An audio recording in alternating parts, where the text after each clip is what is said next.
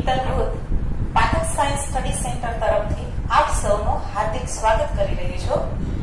આજે અમે Pathak science study સેન્ટરે એક બ્રિજ કોર્સની શરૂઆત કરેલી છે.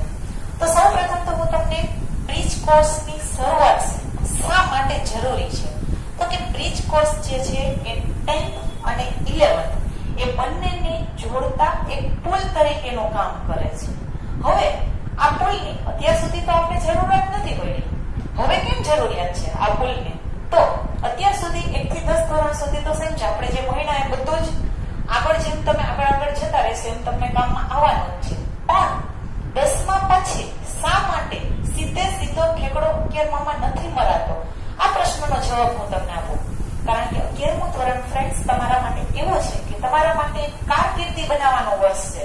તમારા માટે એક મુખ્ય વર્ષ તરીકેનું કામ કરે છે. રેડી? તમારી જે કારકિર્દી જે બનાવવાની હોય છે, એની જે દિશા, એનો જે રસ્તો છે એ 11મા ધોરણમાં આવ્યા પછી જ તમારે નક્કી કરવાનો હોય છે. તો ફ્રેન્ડ્સ, અત્યારે તમે બધાએ 10th ની એક્ઝામ આપી દીધી છે. તમે બધાના મગજમાં અત્યારે ઘણા વિચારો આવતા હશે કે 10th પછી હવે શું કરવું?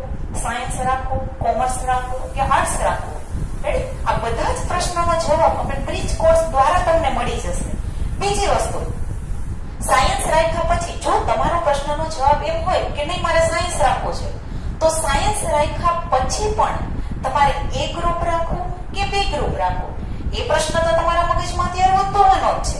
રેડી? તો હવે અમે તમને આ બ્રિજ કોર્સ દ્વારા અમે તમને સાયન્સની દુનિયામાં એન્ટ્રી મરાવી રહ્યા છીએ.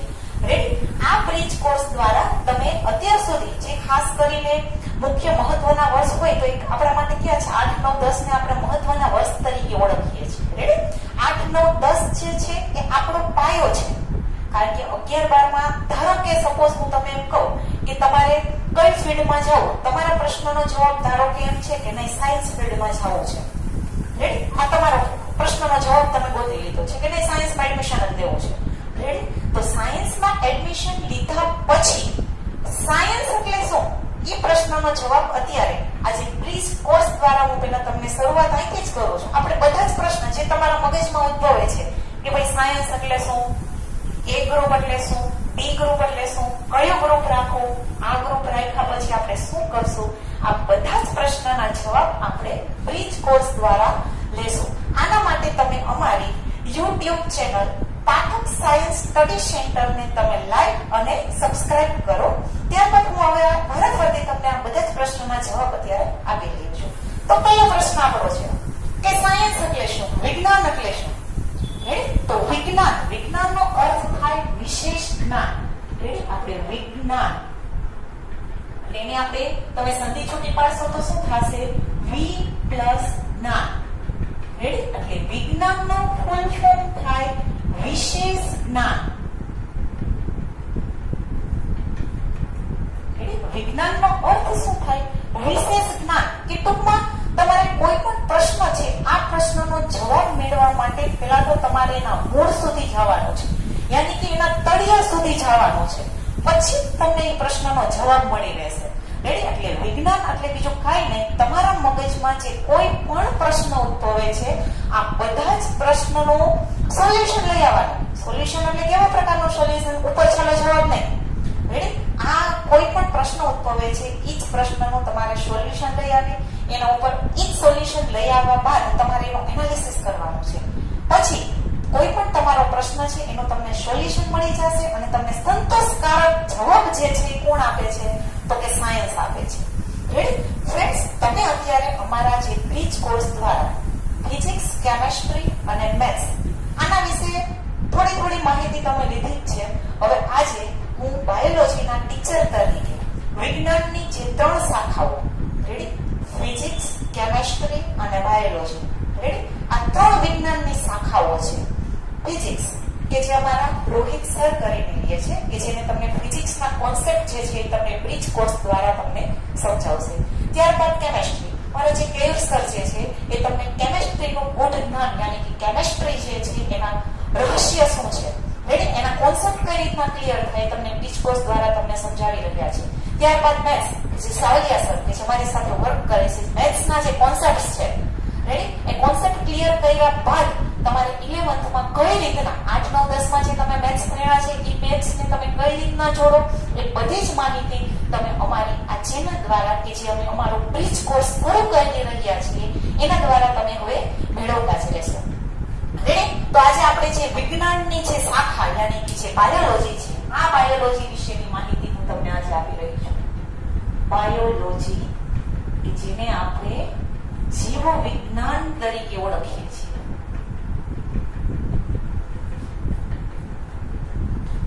જીવ વિજ્ઞાન. હવે મેં તમને કીધું એ પ્રમાણે વિજ્ઞાન એટલે બીજું કંઈ નથી. કોઈ પણ પ્રશ્ન જે છે એ પ્રશ્નના મૂળ સુધી જાઓ યાની કે તમે એના તળિયા સુધી જાઓ.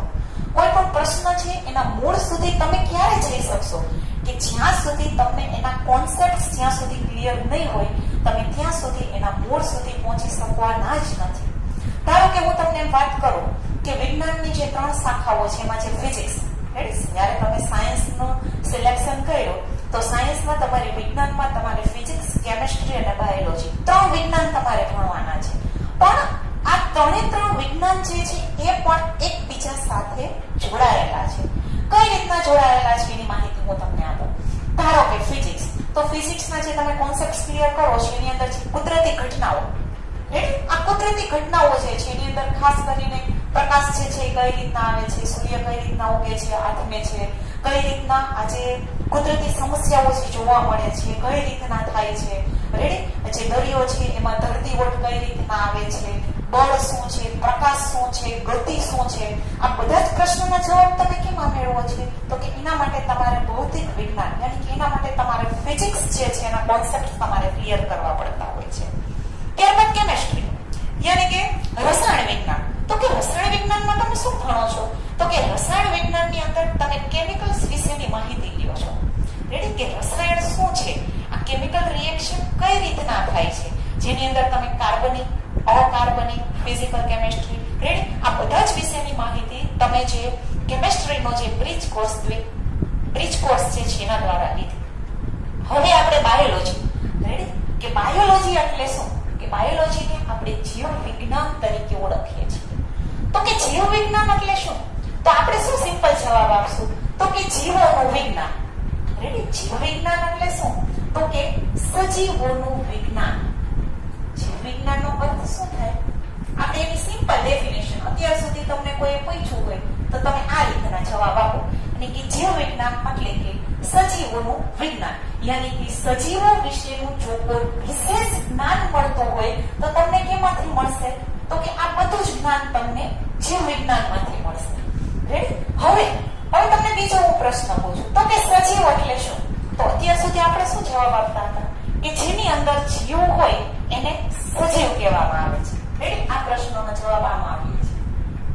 જેમાં જીવ હોય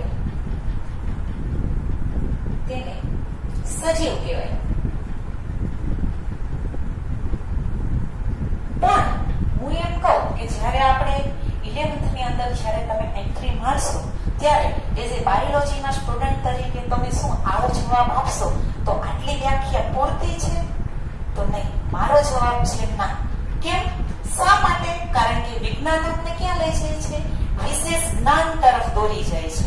બાયોલોજીની ભાષામાં જો તમે આટલો જ જવાબ આપશો ને કે જેની અંદર જીવ હોય તો તેને સજીવ કહેવાય તો અમુક હદે તમે જે ઊંડા ઉતરતા જશો તો ઘણા પ્રશ્નના જવાબ આમાં તમને ખોટા મળશે. આટલી વ્યાખ્યા એટલે મારું કેવું એમ છે કે આટલી વ્યાખ્યા જે છે એ ઇનફ નથી. એના માટે તમારે ખુલ્લી સજીવ જે છે એના ગુણધર્મો વિશેની માહિતી તમારે આપવાની રહેશે.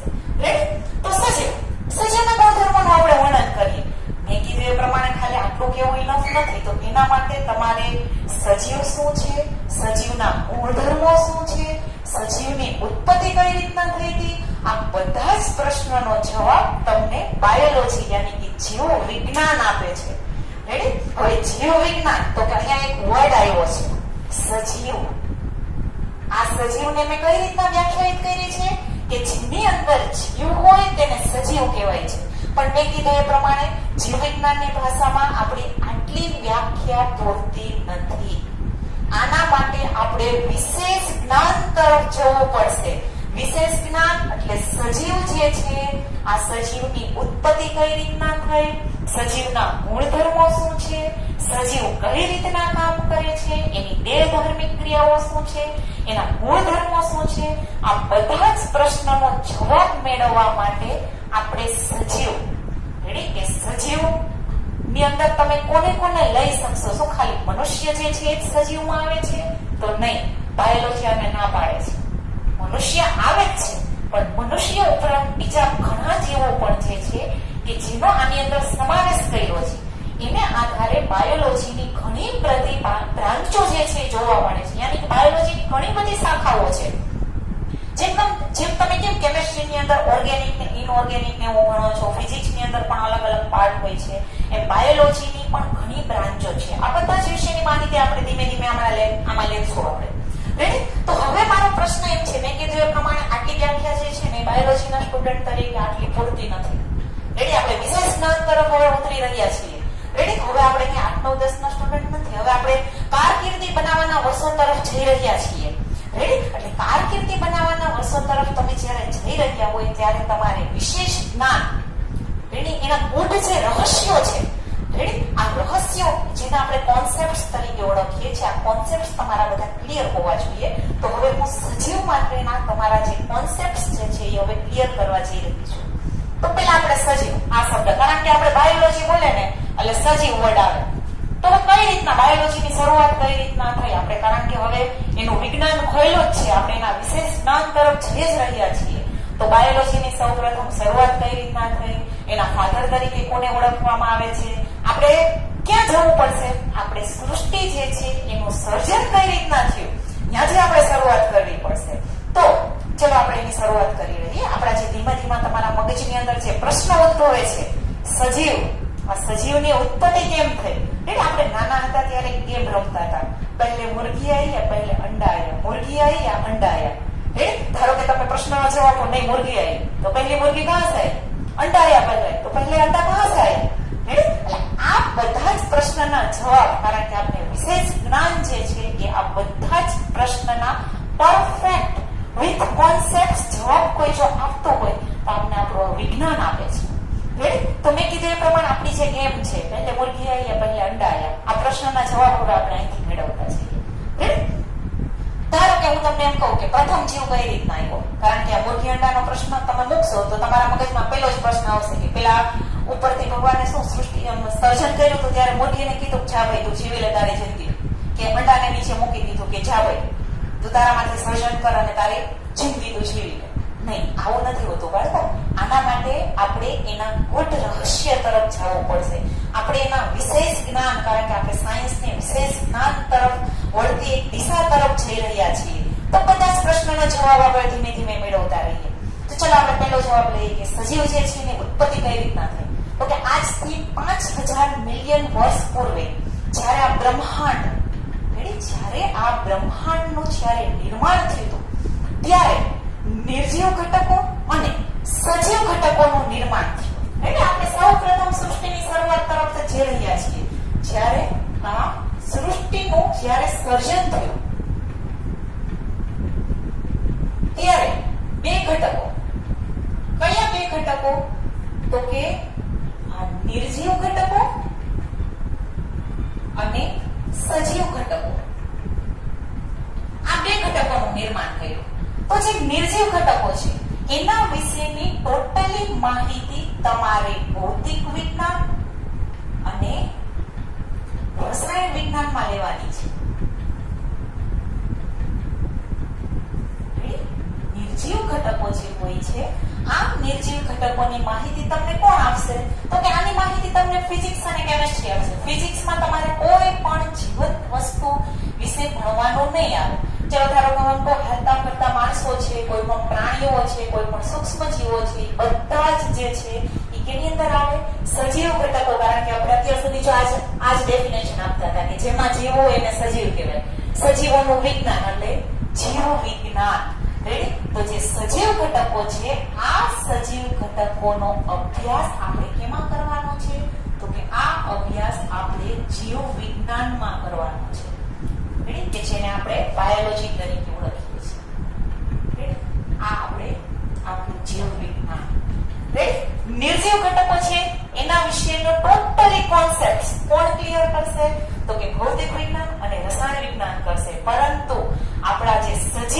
ઘટકો જે છે એના બધા જ કોન્સેપ્ટ, એના જે ગૂઢ રહસ્યો, આ બધું કોણ ક્લિયર કરશે? તો કે આ બધું ક્લિયર કરશે આપણું બાયોલોજી યાની જીવ વિજ્ઞાન. તો કે જ્યારે સૃષ્ટિની સર્જન થયું ત્યારે આ રીતના પેલા નિર્જીવ ઘટકો બન્યા, ધીમે ધીમે ધીમે ધીમે સજીવ ઘટકો યાની કે જીવ વિજ્ઞાનની શરૂઆત થઈ. બ્રહ્માંડનું જ્યારે નિર્માણ થયું ત્યારે નિર્જીવ ઘટકો, ધારો કે હું તમને એમ કહું કે તમારે મેથ્સ ભણવું હોય, મેં કીધું એ પ્રમાણે આમાં બધા સબ્જેક્ટો જે છે ને એકબીજા સાથે જોડાયેલા છે. ફિઝિક્સ, કેમેસ્ટ્રી, બાયોલોજી તો એકબીજા સાથે જોડાયેલા જ છે. જોઈએ કઈ રીતના જોડાયેલા છે. જો આ બ્રહ્માંડનું નિર્માણ થયું હતું, બ્રહ્માંડનું નિર્માણ થયું હતું ત્યારે પેલા કયા ઘટકો આવ્યા હતા? તો કે નિર્જીવ ઘટકો આવ્યા હતા. હવે હું સૃષ્ટિ જે છે યાના સર્જનથી જીવાવરણ યાની કે જે જીવોનું આવરણ જે છે એનું તમને સંગઠન કરીને આપું છું. તો કે જ્યારે સૌપ્રથમ જ્યારે સૃષ્ટિનું સર્જન થયું ત્યારે સૌપ્રથમ ઉપપરમાણુય અણુ આવેલા હતા. આ ઉપપરમાણુઓ જે છે એ ભેગા મળી અને પરમાણુનું નિર્માણ કર્યું હતું. આ પરમાણુઓ ભેગા થઈ અને અણુનું નિર્માણ થયું હતું. અણુઓ ભેગા મળી અને અંગિકાઓ બની હતી. આ અંગિકાઓ ભેગી મળી એટલે કોષનું નિર્માણ થયું. કોષનો સમૂહ ભેગો થયો એટલે પેશીનું નિર્માણ થયું. પેશી ભેગી મળી અને અંગનું નિર્માણ થયું. અંગનો સમૂહ ભેગો થયો અને અંગતંત્રનું નિર્માણ થયું. આ અંગતંત્ર ભેગા થયા એટલે સજીવ દેહનું નિર્માણ થયું. સજીવો ભેગા મળ્યા એટલે જાતિનું નિર્માણ થયું. જાતિમાંથી વસ્તીનું નિર્માણ થયું. વસ્તી ભેગી મળી અને સમાજનું નિર્માણ થયું. સમાજ અને નિર્જીવ ઘટકો ભેગા મળી અને નિવસન તંત્રનું નિર્માણ થયું. આ નિવસન તંત્ર સાથે જ્યારે દ્રશ્ય ભૂમિકાઓ જ્યારે જોડાતી ગઈ ત્યારે છેલ્લે જીવાવરણ. રેડી? આ રીતના આખી સૃષ્ટિ યાની કે જીવાવરણનું નિર્માણ થયું. જો શરૂઆત ક્યાંથી થઈ હતી? ઉપપરમાણુય અણુ. રેડી? એટલે કે જ્યારે સૌપ્રથમ આ સૃષ્ટિનું સર્જન થયું ત્યારે સૌપ્રથમ પરમાણુઓ, ઉપપરમાણુઓ અને પરમાણુઓ આ બધા જે છે એની માહિતી તમે કેની અંદર લ્યો છો? તો કે તમે આ બધું ભણો છો ફિઝિક્સમાં. ભૌતિક વિજ્ઞાનની અંદર આપણે આ બધું ભણીએ છીએ. ત્યારબાદ મહાણુઓ, અંગિકાઓ, આ બધા કોર્સ ને આ બધું શું છે? જીવ રસાયણ વિજ્ઞાન. જો અહીંયા શબ્દ શું આપ્યો છે મેં? જીવ રસાયણ વિજ્ઞાન યાની કે બાયોકેમિસ્ટ્રી. રેડી? ત્યારબાદ કોષથી પેશી, અંગ, અંગતંત્ર, સજીવ. રેડી? કોષ બન્યો એ આપણું કોષ વિજ્ઞાન થયું. આ કોષ વિજ્ઞાન. કોષ વિજ્ઞાન પછી આપણે જઈ રહ્યા છીએ જીવ વિજ્ઞાન તરફ. અને જીવ વિજ્ઞાન પછી જે ઉપરની જે શાખા છે એને પરિસ્થિતિ વિજ્ઞાન તરીકે ઓળખવામાં આવે છે. રેડી? આ પરિસ્થિતિ વિજ્ઞાન. જોવો, જે સૃષ્ટિનું સર્જન થયું તો એ જ રીતના સૃષ્ટિના સર્જનમાં ધીમે ધીમે જે વિજ્ઞાન છે, આ બધા વિજ્ઞાન જે છે ધીમે ધીમે જોવો એની માહિતી મળી. જોવો,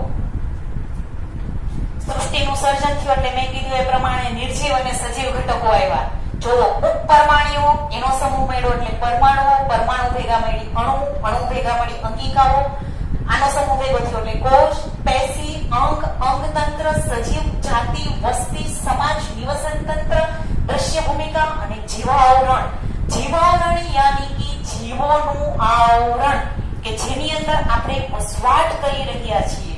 જો આ ધીમે ધીમે વિજ્ઞાન, જો આ વિજ્ઞાનની શરૂઆત થઈ પેલા ફિઝિક્સ, કારણ કે આ પરમાણુ વિશેની માહિતી તમે ભૌતિક વિજ્ઞાનમાં ભણો છો. જુઓ, અણુઓ, કોષ ને પેશીના બધું તમે કેમ જીવ રસાયણ વિજ્ઞાન યાની કે બાયોકેમિસ્ટ્રીમાં ભણો છો. ત્યારબાદ કોષ યાની કે કોષ વિજ્ઞાન. ત્યારબાદ જે સજીવ દેહનું જે નિર્માણ થયું આ આપણું બાયોલોજી. જો આ સજીવનું નિર્માણ, આ જીવ વિજ્ઞાન. અને પછી ધીમે ધીમે આગળ છે બાયોલોજીની જે બીજી શાખા જે છે આગળ ધીમે ધીમે એની બ્રાન્ચો, હમણાં એના વિશે વાત કરીએ. પરિસ્થિતિ વિજ્ઞાન યાની કે આ રીતના જ્યારે સૃષ્ટિનું જ્યારે સર્જન થયું હતું ત્યારે નિર્જીવ ઘટકો ધીમે ધીમે ધીમે ધીમે આ નિર્જીવ ઘટકોમાંથી જુઓ અહીંયા કોષ બને છે. આ જુઓ છે અંગિકાઓ અને કોષ. સજીવ વિશે તમે ભણી જ ગયા છો, આગળ વિજ્ઞાનમાં ભણી ગયા છો ને કે સજીવનો રચનાત્મક અને ક્રિયાત્મક એકમ કોષ છે. સજીવનો રચનાત્મક અને ક્રિયાત્મક એકમ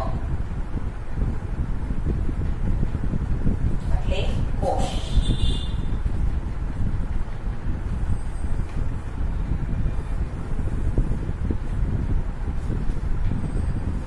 જેમ બાળકો જેમ કેમ તમારે મેથ્સ ભણવું હોય તો તમને પહેલેથી તમારા ટીચર કહેતા આવે છે કે મેથ્સ ભણવા માટે પહેલા તમને ટેબલ્સ યાની કે પાડા આવડાવવા જોઈએ. 1 1 2 એ જે છે બરાબર. જ્યાં સુધી તમને ટેબલ્સ ન આવડે ત્યાં સુધી તમને મેથ્સ ન આવડે. એટલે બધાનો એક કોન્સેપ્ટ હોય. એમ બાયોલોજી જો બાળકો તમારે શીખવું હોય ને તો બાયોલોજી માટે પેલા સજીવનો જે રચનાત્મક અને ક્રિયાત્મક એકમ જે કોષ છે આ કોષ તમને આવડવો જોઈએ. શું કીધું મેં કે જેમ મેથ્સ ભણવા માટે તમને જેમ ટેબલ આવડવા જરૂરી છે એમ બાયોલોજી ભણવા માટે તમારે કોષ સમજવો જરૂરી છે. કારણ કે બાયોલોજીનું મેઇન સભ્ય કોણ છે તો કે બાયોલોજીનો જો મેઇન સદસ્ય હોય તો એ છે સજીવ. સજીવનો રચનાત્મક અને ક્રિયાત્મક એકમ કોણ છે તો કે કોષ. કોઈ પણ સજીવ જે છે એને તમે ઝૂમ કરશો તો તમે ઝૂમ કરશો એટલે તમને એની અંદર શું દેખાશે? સૌથી નાનામાં નાનો રચનાત્મક અને ક્રિયાત્મક એકમ તમને કોષ જોવા મળશે. યાની કે બાયોલોજી શીખવા માટે તમારે કોષ જે છે આ કોષને તમારે ઉકેલવો પડશે. આપણી ઓલી ગેમ હતી ને, પહેલે મુર્ગી યા પહેલે અંડા, પહેલે અંડા યા મુર્ગી. આ પ્રશ્નનો જવાબ કાંઈ નથી.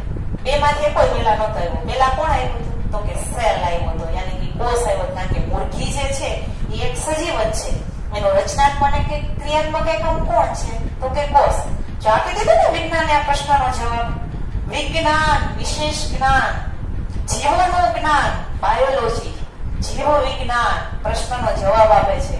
કારણ કે બધા જ સજીવનો રચનાત્મક અને ક્રિયાત્મક એકમ જો કોઈ હોય તો એ છે કોષ.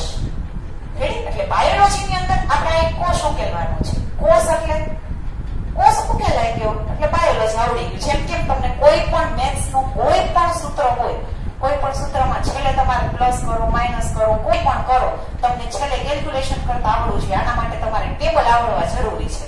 જ્યાં સુધી ટેબલ ના આવડે ત્યાં સુધી તમને કંઈ આવડવાનું જ નથી. પ્લસ, માઇનસ, ગુણાકાર, ભાગાકાર આ બધું તો એના પાયા છે. એમ બાયોલોજીનો કોઈ પાયો હોય તો બાયોલોજીનો પાયો છે કોષ, યાની કે સેલ. એટલે આપણે જે બાયોલોજીની જે બ્રાન્ચ છે આ બ્રાન્ચ વિશેની વાત કરીએ કે જે બાયોલોજી છે એની કેટલી શાખાઓ છે, બાયોલોજીની અંદર તમે કઈ કઈ વસ્તુ વિશે ભણવાના છો.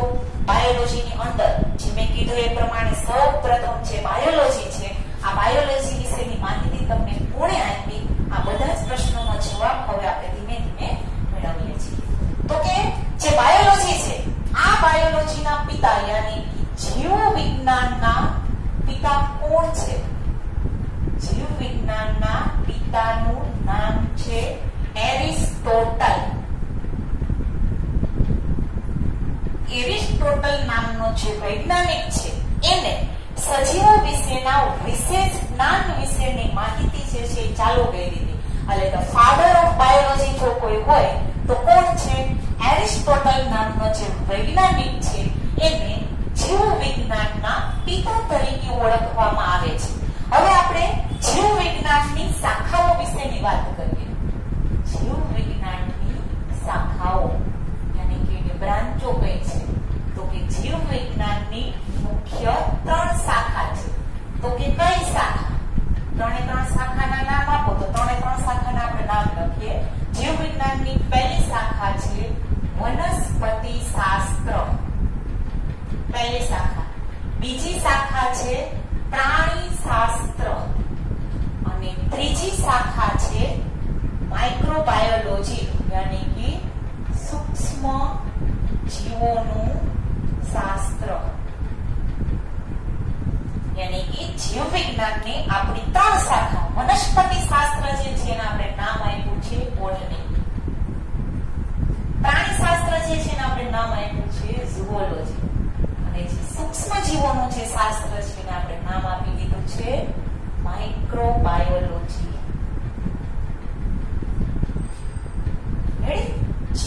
વિજ્ઞાનની કુલ કેટલી શાખાઓ છે? મેઇન 3 શાખા છે. જે પેટા શાખાઓ તો ઘણી બધી છે. ધીમે ધીમે આપણે માહિતી લેતા જશું. રેડી? જીવ વિજ્ઞાનની મુખ્ય 3 શાખાઓ છે: બોટની, ઝૂઓલોજી અને માઇક્રોબાયોલોજી. યાની કે વનસ્પતિ શાસ્ત્ર, પ્રાણી શાસ્ત્ર અને સૂક્ષ્મ જીવોનું શાસ્ત્ર.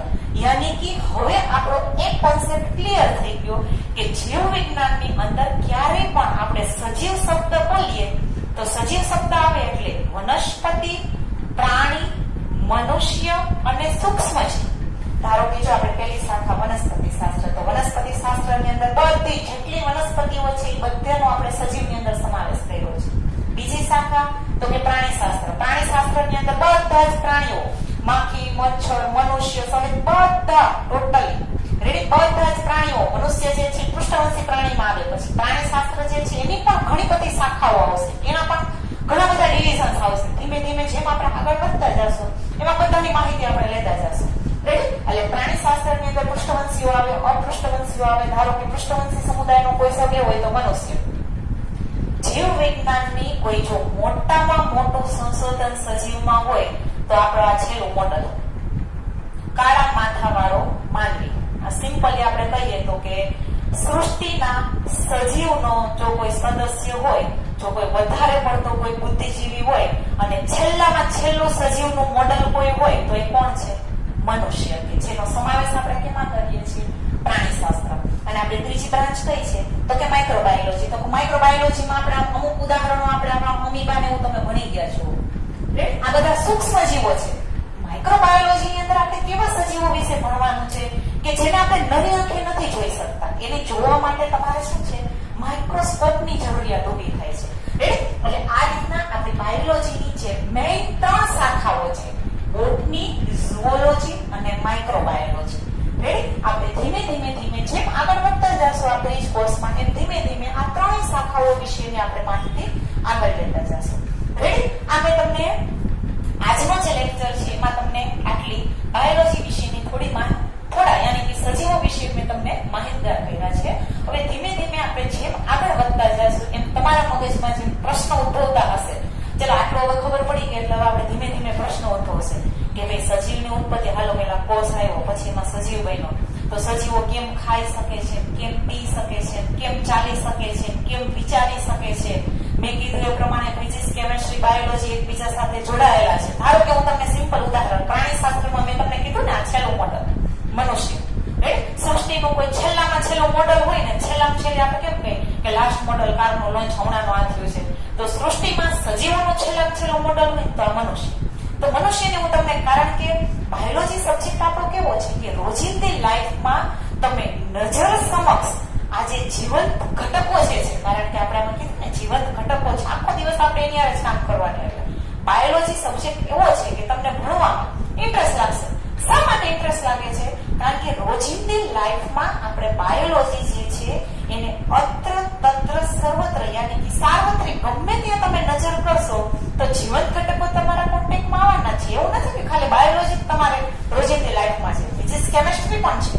ધારો કે મેં તમને કીધું ને કે ત્રણેય વિજ્ઞાન જે છે એકબીજા સાથે જોડાયેલા છે. તો ધારો કે હું તમને એક વાત કરું હૃદયની. આપણા બધા હૃદય વિશે જાણકાર છે કે આપણું હૃદય જે છે ને કન્ટિન્યુઅસલી આ રીતના ધબકે છે ને, એટલે આપણે કન્ટિન્યુઅસલી ટૂંકમાં સજીવ જે છે એ જીવિત રહી શકે છે. જ્યારે આ કામ જે છે ને સ્ટોપ થઈ જશે ને એટલે સ્વિચ ઓફ, આપણું જે લાસ્ટ મોડલ આવ્યું છે ને લાસ્ટ મોડલનું કામ પૂરું થઈ ગયું ટૂંકમાં છે. રેડી? હવે આ જે હૃદય આપણું જે કન્ટિન્યુઅસલી ધબકે છે, આ જે પ્રક્રિયા છે એ શા માટે થાય છે? એવું તો શું થાય છે કે આ કન્ટિન્યુઅસલી આમ ધબકે છે. રેડી? હવે આમાં હું તમને એમ કહું, ફિઝિક્સ, કેમેસ્ટ્રી, બાયોલોજી કેમ આમાં ત્રણેય આવે છે? ધારો કે આ હૃદય ધબકે છે, હું આ ત્રણેયને જોડી દઉં છું, ફિઝિક્સ, કેમેસ્ટ્રી, બાયોલોજી.